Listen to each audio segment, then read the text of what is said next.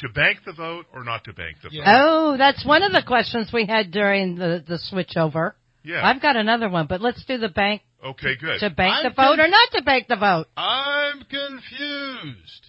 I know that's... I'm sorry. I'm so confused. I don't know which is the correct answer. Honestly, I don't know whether we should get in there and vote early. I've been hearing that from one source, and then I'm hearing from another source. And these are both conservative And they're both sources. conservatives. Okay. I respect both of them.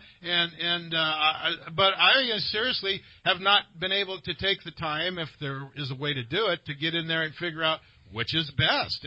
And so that's a serious question out there for everybody. Well, maybe somebody can call and define. Yeah, I have one thing. Define Does it make a difference if we have transparent voting? If we have true and transparent elections, does it matter if you bank the vote or vote the day of? But I think we have to deal with what we're living in right now. Oh, well, that's true, too. I'd almost bet you money that Stone's right there on the phone. No, it's probably Arthur.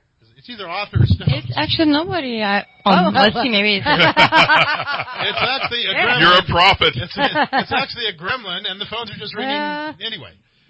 So maybe we'll see here, but anyway, bust out the window again. But okay, it's Laura Hobbs. It's Laura Hobbs. Okay. Good morning, Laura. Good morning, Laura. You're on the air, Are you Laura. there, Laura?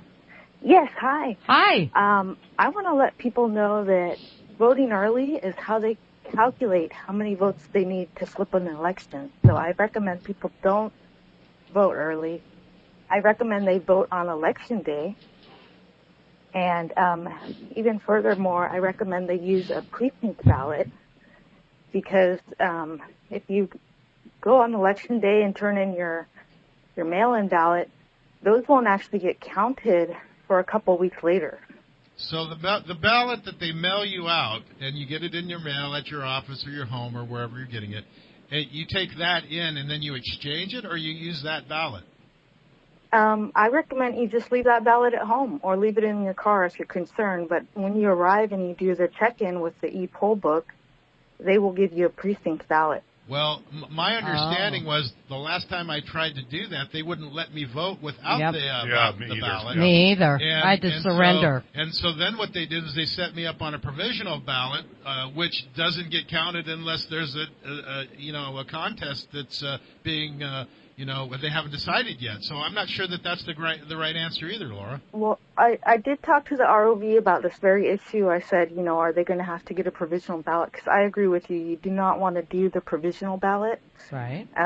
But they said, no, now all you have to do is go in and say that you want a precinct ballot, and they'll give one to you. Okay.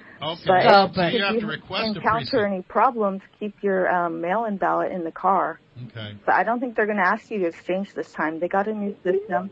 Okay, and because I trust the ROV about as far as I can throw her. But in doing that, then I have a question. Couldn't somebody double vote then? Yeah, that would be my question. Technically, yeah. And I think that there's a serious problem because a lot of people are being mailed out duplicate ballots. And it's not just an isolated incident. Well, we have a whole group of people that have been talking about banking the vote. I mean, we've seen video after video from people who are conservative, and they're saying, bank the vote, vote early, get it in there, build that voter roll up, let's make sure everybody votes. What say you?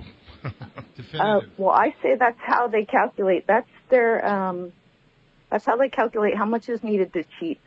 It's like when you're in a poker game and you show your hand, you don't want them to know ahead of time how many people I see your have logic. voted for a certain candidate. I see what you're saying. Yeah, that does make some sense. Yeah. You don't want people to know that you got all the aces in your hand. I think the other side of that argument is that people are going around ballot harvesting and turning them in early on the Republican side as well, because that's been the Democrats' modus operandi as well, to, like you say, to stack up the ballots out there and go out and retrieve them, if you will, which obviously this whole thing's designed for cheating. We all know that. Right. So. Yep. So absolutely help people get to the polls if you have to, or even if it seems like they're not going to be able to mail it in themselves, help them mail it in, and don't not vote for sure. Right. But if you have the ability to do so, try to vote on election day at the precinct with a precinct ballot. All right. I hear another phone call. I think we'll probably get an opposing argument here. Yeah. Thanks, Laura. We appreciate the call. Yeah. Thank you, Laura. Thanks for calling in. Thank you for the We insight. appreciate it.